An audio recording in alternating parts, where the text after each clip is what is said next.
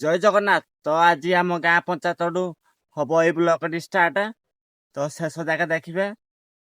ତ ଚାଲ। ତ ଇଏ ଗୋଟେ ଆମର ପଞ୍ଚାୟତ। ତ ଏଇଟା ଟାଙ୍କିଟା ଆମ ପଛପଟେ ଦେଖୁଛ ତ। ଏଇଟା ଗୋଟେ ସପ୍ଲାଇ ପାଣି, ମାନେ ଆମ ଗାଁ ଲୋକ ଟୋଟାଲ ଖାଉଛନ୍ତି। ତ ବଡ ଟାଙ୍କିଟା ଏଟା ଦେଖ। ମହୁ ବସାଟା ହେଇଛି ଦେଖ ଏଡେ ଉପରେ, ମାନେ ଦେଖା ଯାଉନି ତ। ମହୁ ବସାଟା ଉପରେ ବଡ ମହୁ ବସାଟା ଅଛି। ତ ଦେଖ ସେଇଟା।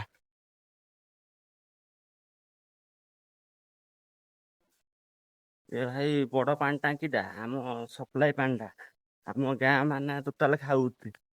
ତ ଦେଖ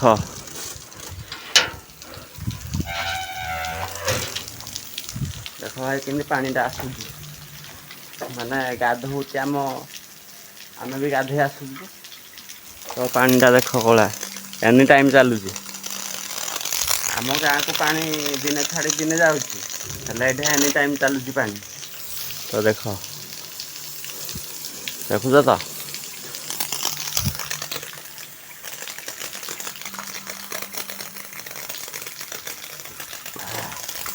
ଦେଖୁଛ କଳା ପାଣିଟା ଆଉଛି, ସପ୍ଲାଇ ପାଣିଟା।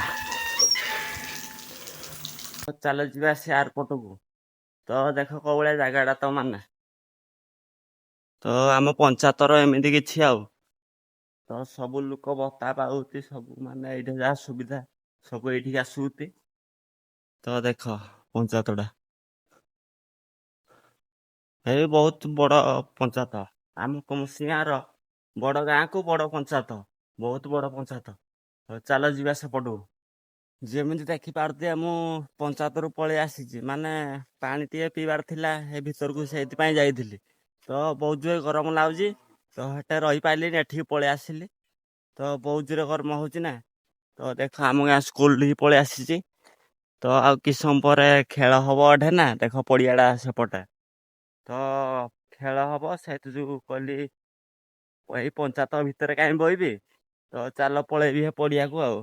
ତ ପଡିଆକୁ ପଳେଇ ଆସିଲି, ଭଲ ବି ପବନ ଦଉଛି। ଖରା କାଟୁଛି ତ ଯାହା କାଟିବା କଥା କାଟୁଛି। ବହୁତ ଜୋରେ ପବନ ବି ହଉଛି, ଭଲ ଲାଗୁଛି ଦେଖ। ସବୁ ଡାଳ ପତ୍ର ହଲି ଯାଉଛି ଯୋଉଭଳିଆ ପବନ। ଆଉ କାଲି ନାଖେ ମାନେ ଯୋଉ ଭଳିଆ ଗରମ ଲାଗୁଥିଲା, ସେତେ ଆଉ ଲାଗୁନି ଆଜି କାହିଁ। ମାନେ ପବନ ଟିକେ ହଉଛି ଆଉ ଭଲ ଲାଗୁଛି ଆଉ।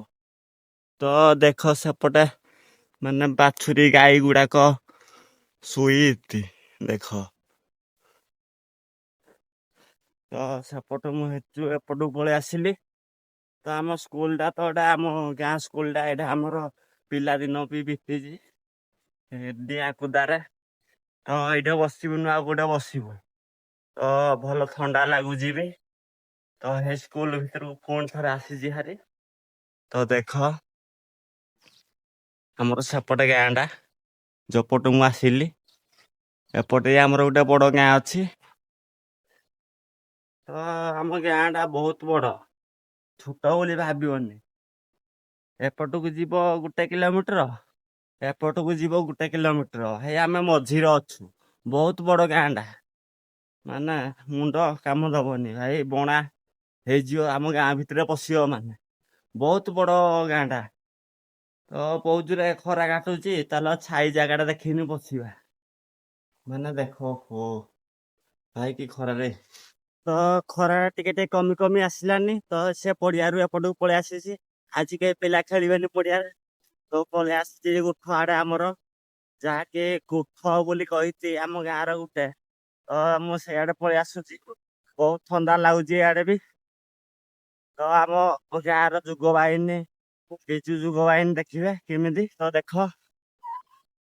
ମାନେ ସେପଟେ ଯୁଗ ବାହିନୀଟା, ତ ଗୁଇରା ଗଛଟା ଦେଖ କୋଉ ଭଳିଆ ଦୁଶୁଛି। ଭାଇ ଗୁଇରା ଗଛଟା ଝାଙ୍କାଳିଆ ଦୁଶୁଛି ପୁରା। ଆମ ବିଜୁ ଯୁଗ ବାହିନୀ, ଚାଲ ଯିବା ତା ପାଖ। ଲେଖା ହେଇଛି ବିଜୁ ଯୁବ ସେବା।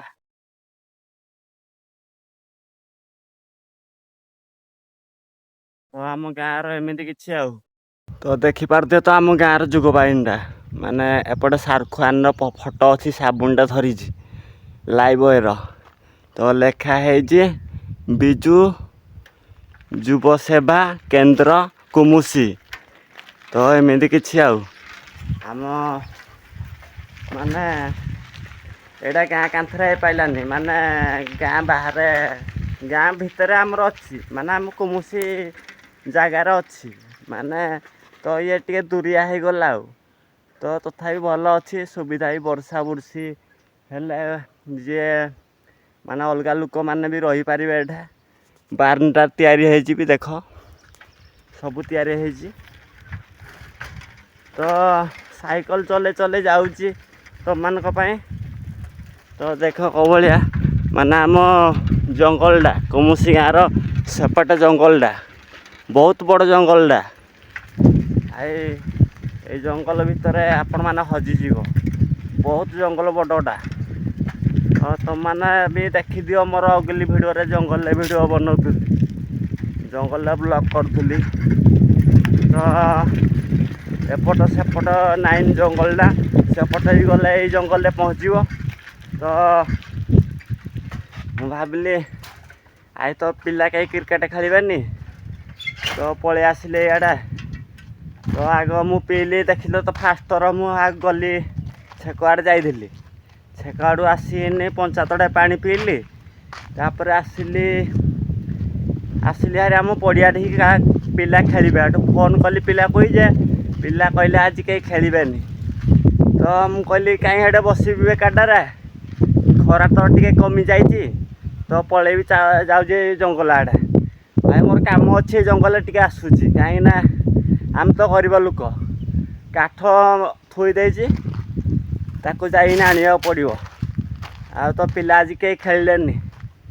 ତ ଆଜି ପାଇଁ ଏଇ ବ୍ଲଗ୍ଟି ଏତିକି ରହୁଛି। ଜୟ ଜଗନ୍ନାଥ।